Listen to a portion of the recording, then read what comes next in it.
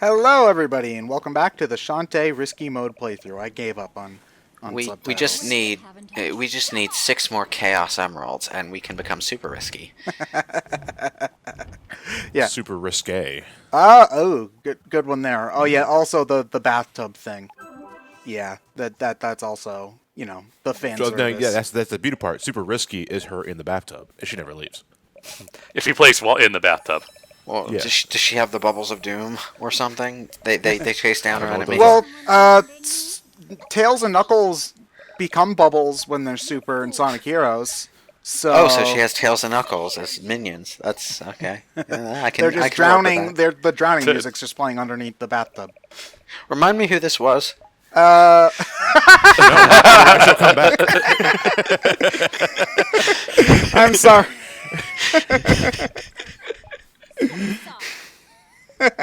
Was that on purpose? I'm willing to pretend that it was.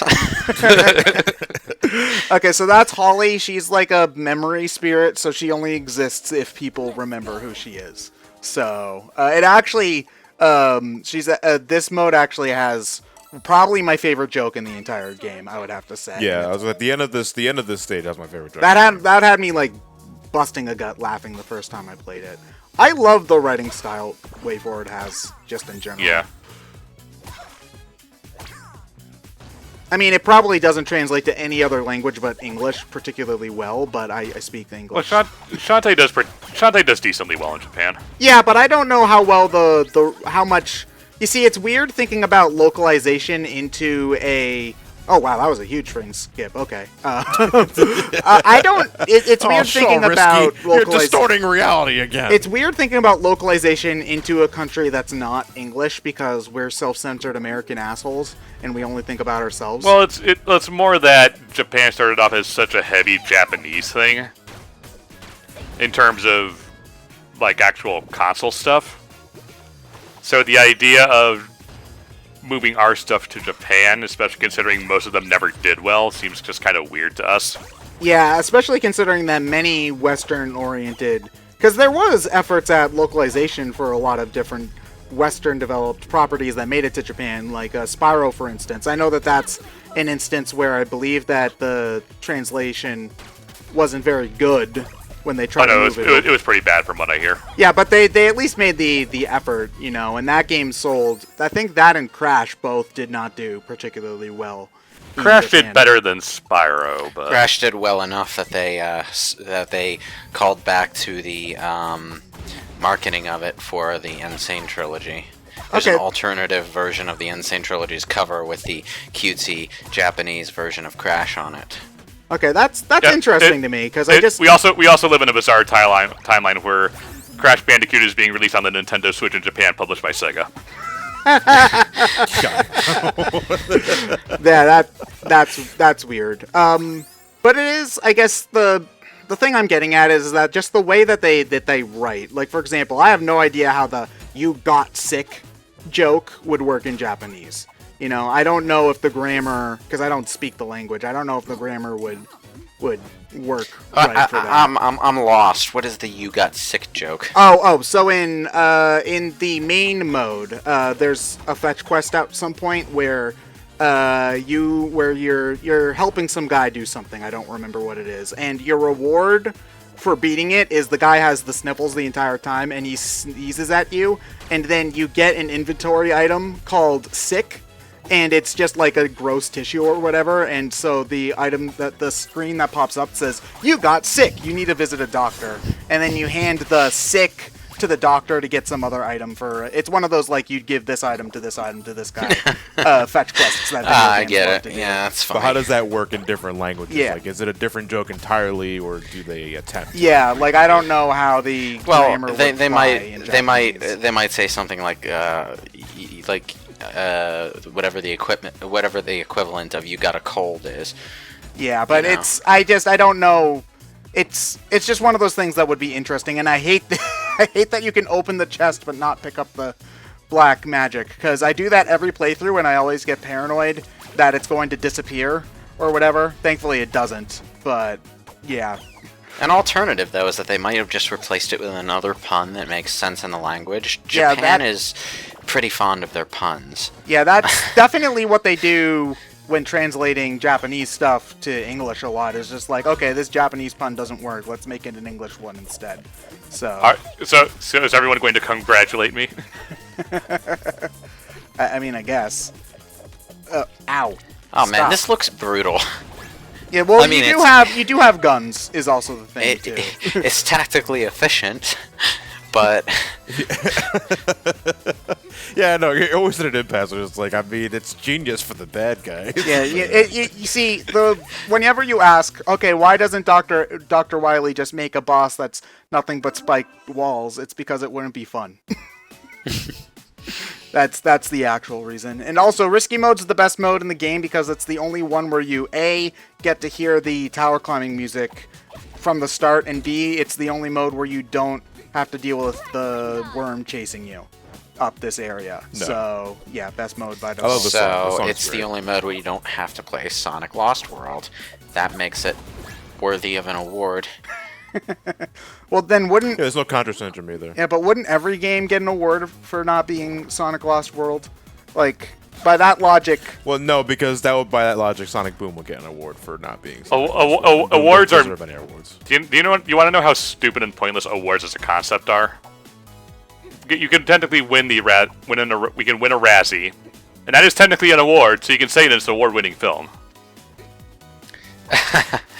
Well, honestly, Yeah, you're more technically likely... speaking, yeah. Your film's going to do better if it wins a Razzie than if it doesn't, because if it doesn't, it's just another mediocre film that everybody forgets. But then it becomes so bad it's good, you know? Yeah, but winning an award is so pointless because you can't advertise winning a Razzie Yeah. because Yeah. it is an award. Yeah. So's the Gold X Award, actually. Yeah. I didn't know No, that. that just doesn't exist. No, it was I forget what the specifics were, but it was an award given by a specific gaming magazine. What was it? So it it's was Nitro Rad, I think, who clarified that. I was gonna say And that it was blew an my award- fucking mind. I was gonna say, is it one of those award things that you just kind of buy, like all the JD Power car things? Because that's what those because that's what those are. Whenever they advertise, you win the JD Power and Associates, whatever, you can buy those. So I'd like to point out that BrainScratch Comms is now an award-winning commentary group. They've won the X and Shadow Award of Total Bullshittery. We did it, guys. So I won an award. We're going to be nominated for most popular film. Oh yeah, the Academy trying to be hip and with it. Okay, so somebody else brought this up, but it's a really bad look for, because one of the likely winners of that award is Black Panther. It would be a really bad look for the Academy to give a literal separate but equal award to that movie. Just gonna... I was not the one who made that joke, but it would be a bad look. Yeah. So, but people have bitched so much about that. I think they're probably gonna drop that, I mean, it's Because it doesn't make any sense. like, honestly, I don't feel like people care about the Oscars all that much. Like, they might go and see the Best Picture winning movie, but the Oscars are really more for the industry than they are for any sort of... It's for them to pat themselves on the back, even though they make millions of dollars and thus don't need a pat on the To back. me, it's just the why are you so adamant on acknowledging some of these films as genuinely good films? Like, just because they are attached to a superhero label. That's because the Academy is nothing but old fogies. Oh who- yeah, no, don't get me wrong. It's It's kind of the same reason, really, why video gamers are, well, not necessarily us, but a lot of them are, and video game designers are insistent on acknowledging video games as an art form. Even like, though they've kind of been one for a while. But it's, Well, yeah, it's, I know. It's more about being taken seriously. And, at this point, I feel for superhero films that's a little redundant, because we've already proven that superhero films can be really good films. I mean, I think The Dark Knight by itself speaks volumes toward that. But, because there's a lot of people who don't take them seriously, people push for it. And there's an overcompensation, that's all. The thing that bothers me, though, is that the Oscars is theoretically a good time for parts of movie making that aren't normally appreciated to be appreciated. You know, kind of stuff like best cinematography or best practical effects, or best animation, where they basically only do whatever they take their grandkids to and don't put any anime there at all. Even though it's Pixar award. But it's just one of those things where that's I think would be the ultimate purpose of the thing, because we all know who the good actors are, but those aren't the awards that they bother to highlight. As a matter of fact, most of the awards where I feel like those people working in that field of the industry could use the most recognition, they skip all of those ones. They show them after the commercials. So yeah, it's the Oscars really should be like the awards for actual cinema buffs. Yeah, not necessarily that's what they mainstream.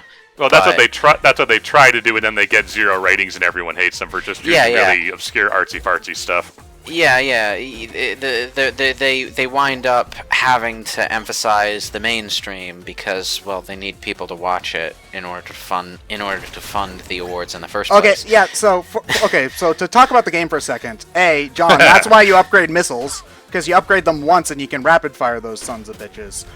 2, right here, you're just going to see me walk by a treasure chest. I think we already walked past it. Oh, okay. I walked straight by a treasure chest. For whatever reason, I had a complete brain fart and did not notice that it was there. Because you upgraded your missiles and it went to your head. So checkmate, atheists. Wait, what?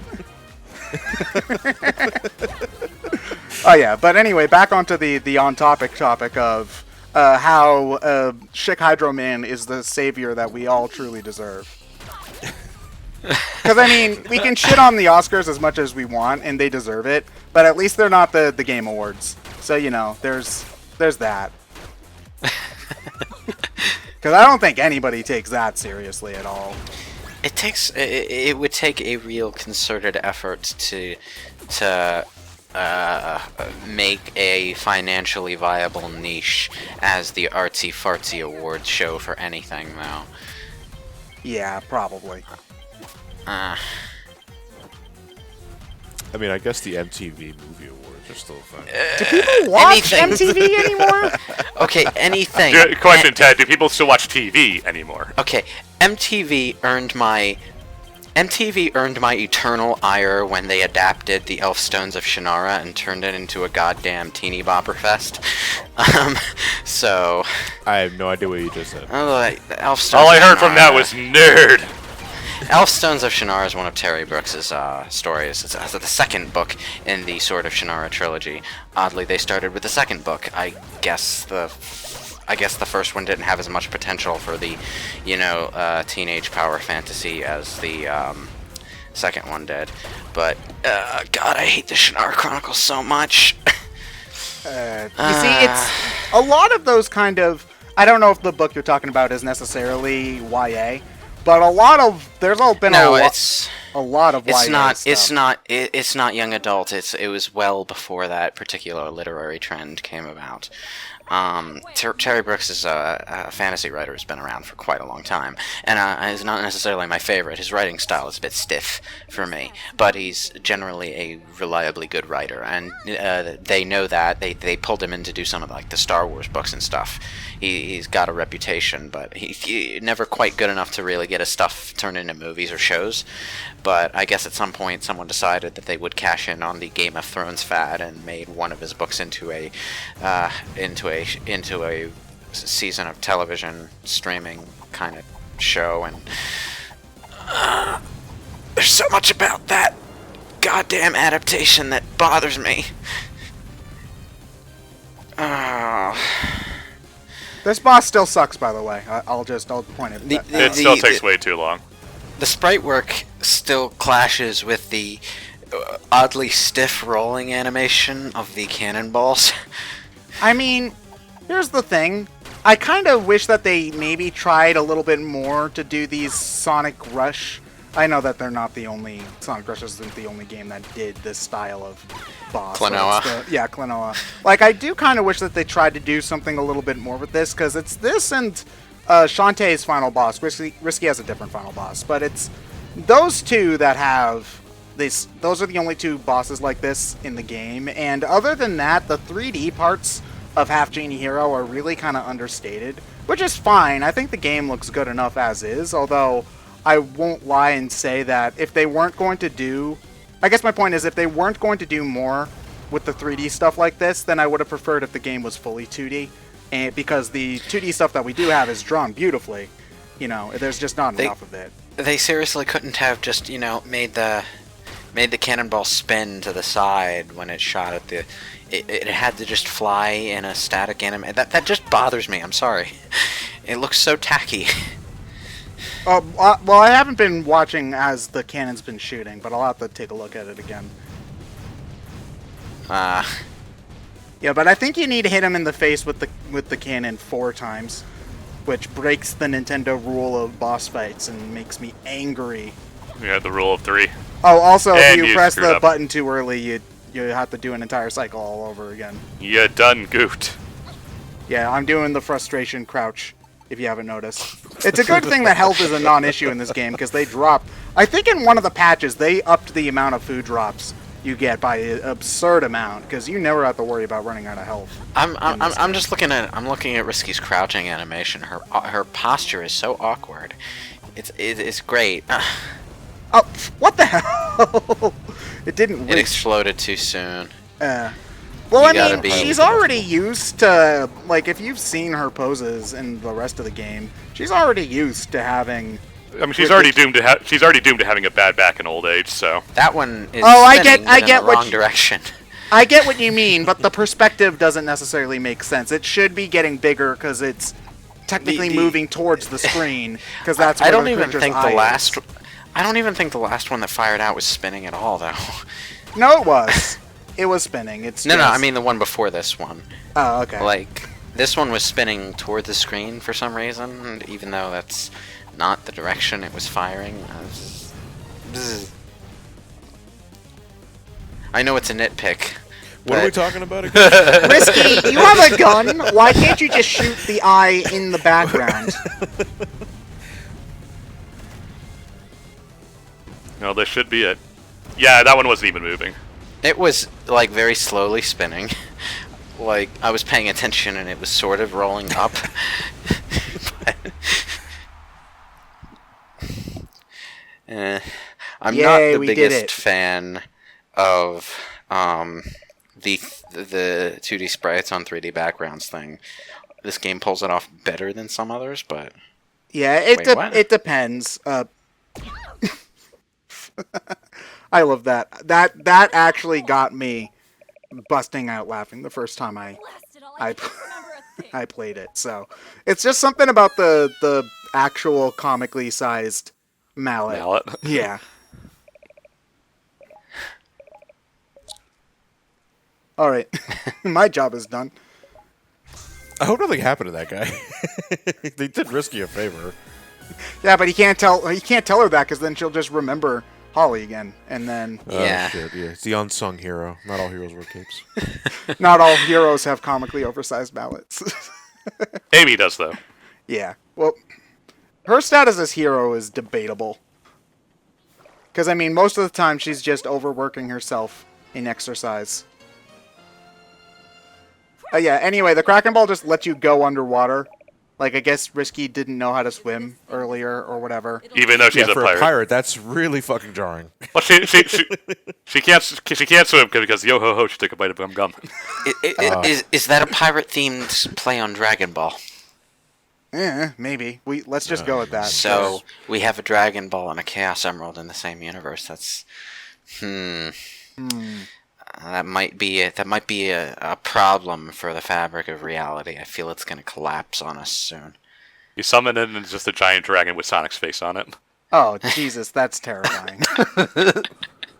What section of DeviantArt did I hunt to this time?